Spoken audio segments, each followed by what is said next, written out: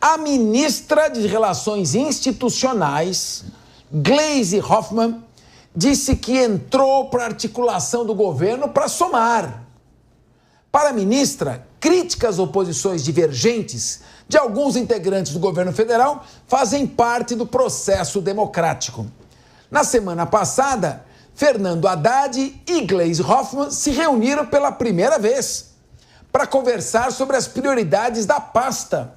Opa, ela não sabia que ela entendia de economia. E também para definir como deve ser a articulação do governo no Congresso Nacional. A ministra disse que Haddad poderia contar com ela para que as matérias pudessem avançar na Câmara e no Senado. Meu querido Ricardo Rosso, a gente sabe que a ministra Gleisi Hoffmann é assertiva. Ela tem uma assertividade muito grande e isso às vezes incomoda os deputados. É briguenta também. Você acha que ela pode somar ou pelas aulas de aritmética para ela soma é subtração? Olha, Capês, ou divisão. Da Gleisi dá para esperar qualquer coisa, mas essa foto, esse movimento pacífico dela com o Haddad, que estão desde o começo do governo, ela alfineta o ministro Fernando Haddad, agora que ela está numa posição de articuladora, ela foi lá, fez a foto, e isso é algo que é louvável, que você tem que observar e muitas vezes até aprender na esquerda brasileira, viu? São das pouquíssimas coisas que a gente pode aprender, é isso. Eles se matam entre eles, um arranca a cabeça, mas depois vai lá, posa para a foto e num determinado momento, em função de um objetivo deles maior, eles acabam dando as mãos e ninguém larga a mão de ninguém nesse aspecto. E acho que é só isso. Ricardo, aí é muito parecido com o Tucano, viu? Um abraço é só pras fotos. Pode, vai. Se bem que tem foto boa de Tucano brigando por aí também. Mas... Também tem. Mas vamos em frente que os tucanos estão fora desse debate nesse momento. Deixa o tucano com as suas penas bonitas e seu bico longo, por favor. Que é o que sobrou também dos tucanos, só a pena e o bico, o resto está acabado.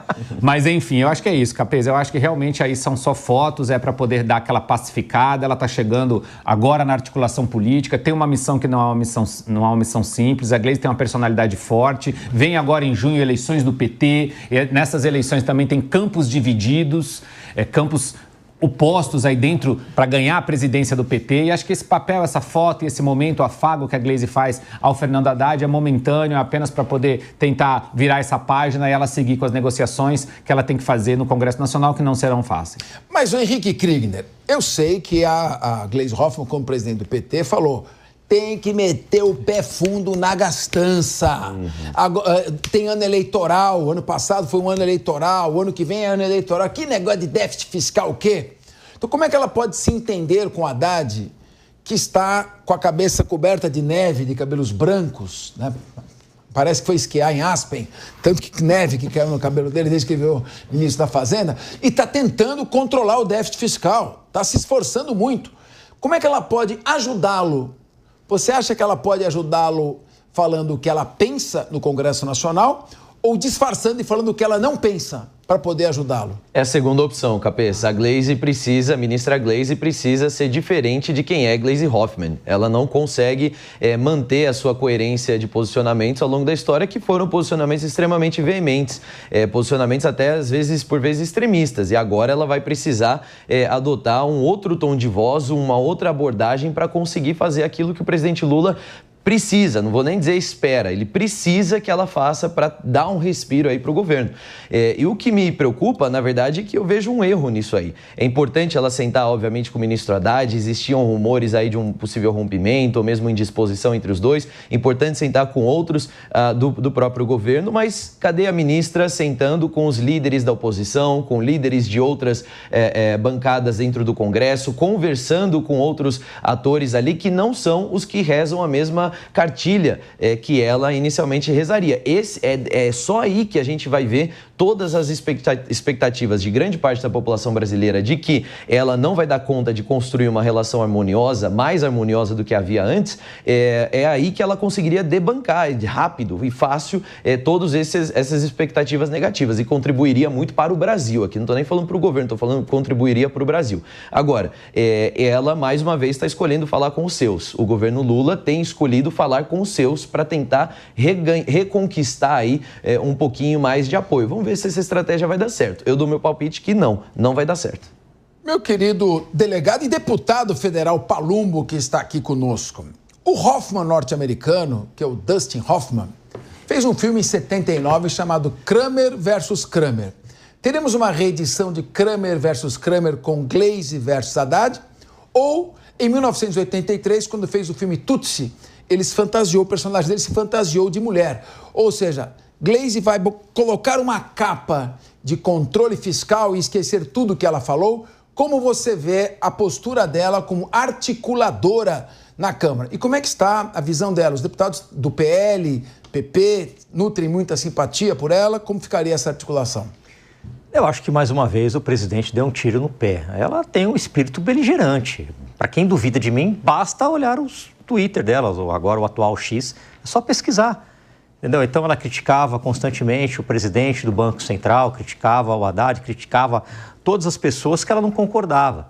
E as pessoas que estão num poder como o dela têm que articular com todos. Não adianta só falar com os seus, com as pessoas que pensam igual a você, com as pessoas que estão alinhadas igual a você. Você tem que convencer aqueles que pensam diferente. Eu acho que, mais uma vez, o presidente deu um tiro no pé com a escolha da Glaze. Ô, Paulo, o presidente Lula, ele, claro, busca conciliação. Já vi ele fazer vários discursos dizendo: eu tenho que conversar com quem não gosta de mim. E está fazendo vários esforços conciliatórios. Deu o Ministério dos Esportes para o PP, deu o Ministério dos Portos e Aeroportos, se não me engano, para a União Brasil, desalojando o Márcio França, que foi fundamental na sua campanha. Demitiu ali a Ana Moser, demitiu agora a Nízia Trindade. Qual foi ali o plano, o presidente? Ele vai fazer articulação diretamente, colocou a Glaze ali só para contemporar o partido? Você que tem informações precisas, profundas da esquerda, dá uma posição para nós que estamos aqui perplexos com o que teria levado o presidente Lula. Paulo Loyola, você está lá. Fala para a gente o que aconteceu. Capês, só uma questão aqui, o Márcio França continua ministro. Ele não saiu. Ele continua, mas ele era ministro dos Portos e Aeroportos. Mas ele segue ministro no governo atual. O ministério que ele está, que fica numa antessala ali do ministério do nosso vice-presidente, Geraldo Alckmin, Ministério do... Empreendedorismo, microempresa, vamos empresas lá. de pequeno porte do Brasil. Ministério do Empreendedorismo da... Microempresa e... Empresas de pequeno porte do Brasil. Um nome longo para uma pasta tão pequena. Eu quis dizer que ele foi injustiçado, só isso que eu quis dizer. Não quis que ele não está sendo ministro, mas a palavra é sua. Bem, eu tenho acompanhado, não tenho visto, inclusive o MDB do próprio delegado Palumbo faz parte do governo, tem ministros, né? Hoje faz parte da governabilidade, está aí favorável ao governo, tem construído junto com o governo. E vejo outros nomes aí também e não tenho visto esse tipo, pelo menos 2 nomes maiores que mandam ali no partido, que delimitam as relações, os próprios presidentes da casa. Não tenho visto maiores reclamações que não venham da oposição organizada, de quem tem o interesse ali na questão do caos. Eu acho que uma coisa é você analisar a Glaze enquanto presidenta do PT, no papel mais representativo, mais institucional, de representar ali a voz do partido. E outra coisa, a Glaze agora, enquanto mulher que está trabalhando para fazer um trabalho de construção institucional, pelo que eu tenho visto, tem sido elogiada até aqui pelos líderes das casas. Agora, é um trabalho a acompanhar, não vejo por que tirar algum tipo de informação prévia, achando que determinado resultado vai acontecer. Sem nenhuma dúvida, ela é uma pessoa de confiança do presidente Lula e está trabalhando para organizar aí o governo.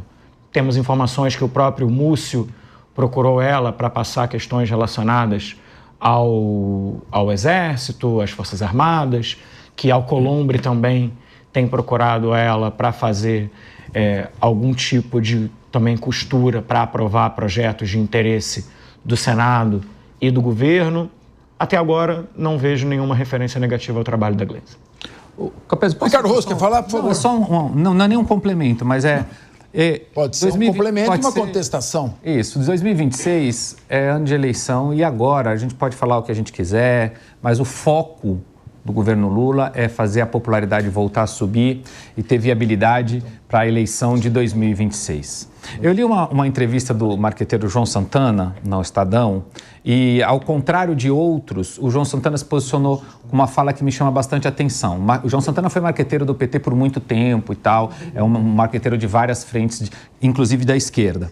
E ele falou que se tem chance maior do PT ganhar 2026 é o PT ir mais à esquerda do que mais ao centro. Ele entende o oposto do que outros marqueteiros. O Lula tem que se falar mais com o centro. Não, ele acha que ele tem que falar mais com a esquerda. E acho que essa colocação da Gleisi no posto, e a Gleisi é mais à esquerda do que o Haddad, ela é até mais esquerda do que o Lula, a Gleisi é mais radical. Talvez ela sendo colocada nesse posto, nesse momento crucial, seja um pouco deste ouvido para quem pensa que o PT deve se posicionar mais à esquerda e construir mais à esquerda. Muito bem. Aí as posições colocadas.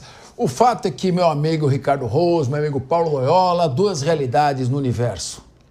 A beleza do pôr do sol e o boleto que chega no fim do mês.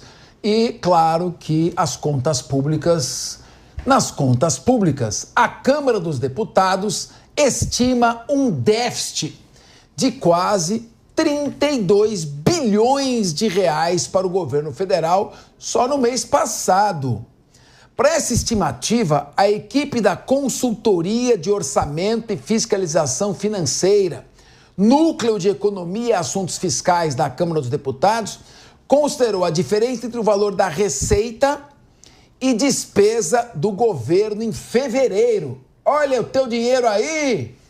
No mês passado, o governo federal teve mais de 142 bilhões de reais em receitas. Arrecadou bem, o pessoal está pagando imposto, hein? Já as despesas foram em torno de 174 bilhões de reais. Você pagou pouco imposto. Apesar do resultado, houve aumento das receitas totais e redução das despesas em relação ao mesmo período do ano passado.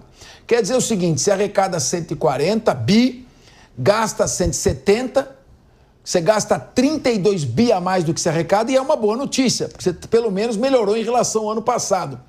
Como é que fica essa questão? Já tá, a inflação está chegando aí na porta do consumidor. Como você vê essa questão do déficit fiscal e o cenário de narrativas políticas? O que vem agora? Vai achar outra tribo para desviar o assunto? Qual a sua avaliação? Eu quero ouvir você, Henrique Kriegner. Vai ter que se pendurar, talvez na questão da anistia ou talvez encontrar alguma outra coisa para poder justificar, fazer a cortina de fumaça enquanto a festa acontece com a questão do equilíbrio fiscal, né? É muito preocupante isso. E a gente vê aquela narrativa antiga do despiorando. Lembra quando a gente tinha esse tipo de comentário? Olha, a economia está despiorando ou as taxas estão descrescendo agora, parando de crescer. Mas ainda assim o resultado é baixo. E é baixo, inclusive, se comparado ao que poderia ter sido feito.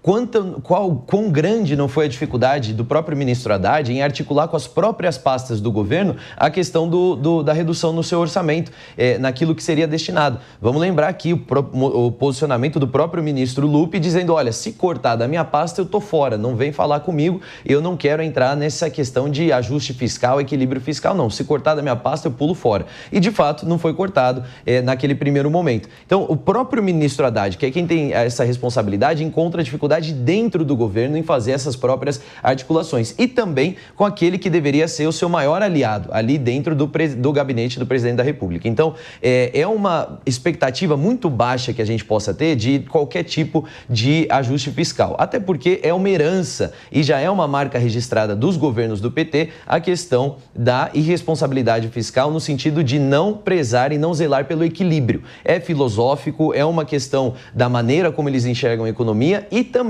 é sempre contando que alguém lá na frente vai pagar a conta. A questão é que de 4 em 4 anos pode ser que haja uma mudança de governo, como é a minha expectativa aqui no ano de 2026, nós temos uma mudança aí 180 graus radical de governo, saindo das mãos do PT e da esquerda. Mas o brasileiro continua sendo o mesmo. Eu pago as minhas contas hoje, vou continuar pagando as minhas contas em 2026. Se pagar a conta lá na frente de uma responsabilidade fiscal, não cai só para os de direita, não cai só para aqueles que são contra o governo ou coisa do tipo, recai sobre todos os brasileiros. E esse é o maior problema. Ricardo Rose, esta bomba fiscal, quer dizer, de um lado você tem um crescimento do PIB motivado por um crédito fácil, por investimento público, gastos, enfim, isso acaba movimentando a economia. Transferência de renda, que tudo isso a gente defende. De outro lado, o governo não consegue controlar os gastos. São 53 bi de emenda parlamentar. Agora vai fazer uma benesse fiscal de 51 bilhões. Então, a solução que é tributar os ricos, as empresas e gerar desemprego, onde vamos parar? Capês, onde vamos parar é a pergunta que queremos saber, que estamos com medo aí, porque está indo ladeira abaixo, porque o crescimento do déficit fiscal é contínuo, ora um pouco menos, mais, mas a linha é crescente ao longo dos anos. Nós estamos gastando mais do que arrecadamos. Simples, é uma fala simples. O governo gasta mais do que arrecada e nós precisamos equilibrar isso. Agora, como fazer isso é que o governo não sabe. Agora, devemos ter anúncio de aumento da Selic novamente. A inflação está subindo e a coisa está completamente fora do controle. E a cortina de fumaça, Henrique, e o que eu acho que vai acontecer, que não é uma cortina de fumaça, é um projeto que vai entrar e já está desenhado para 2026, chama isenção do IR até R$5 mil e certamente a briga na lógica da anistia que o PT vai se opor. Isso aí vai gerar uma cortina de fumaça imensa para que, enquanto isso, Capeza, o crescimento de gastos vai acontecendo aí na expectativa de que algo possa acontecer na cabeça do brasileiro. Paulo Loyola, se o Fernando Haddad pedir para gastar menos, a Daisy vai apoiar ou não vai apoiar Haddad? Daisy não está numa posição de aprovação de gasto, né, Capês? Para a gente entender o papel dela. Está no papel de relacionamento institucional com o Congresso. Então, o papel dela é ouvir congressista, atender congressista e não gastar ou deixar de gastar. Agora, um dado interessante que passou batido aqui da análise dos colegas, deve ter sido por acaso, a receita cresceu 1,3%. As despesas caíram 13%. O resultado ele é extremamente melhor que do ano passado. E aí, a última informação, você sempre fala que os dados que eu trago são muito polêmicos, né, Capês? É polêmico trazer dado no... É polêmico trazer dado no que é polêmico programa. Ultrapassar o horário do programa, mas por Vamos lá. Então, o último dado para vocês. Sem os precatórios, onde Bolsonaro deu calote nos brasileiros, haveria um superávit de 1,8%. O governo Lula honrou as contas que Bolsonaro não pagou e o país tem que pagar isso. Tá bom. Os dados estão todos corretos. A população deve estar louca pela desaprovação dele estar tão em alta. É coisa da população. Mas nós estamos encerrando, porque acabou o tempo. E vamos com o 3 em 1 com o nosso querido Evandro Cini. Agradeço a audiência. Agora, Cini, segue com você, porque a população, por Paulo Loyola, deve estar muito louca. Obrigado, Capês. Um abraço para vocês aí do Linha de Frente. Eles já entregam assim, com essa tensão, né? Só pra gente continuar aqui no 3 em 1.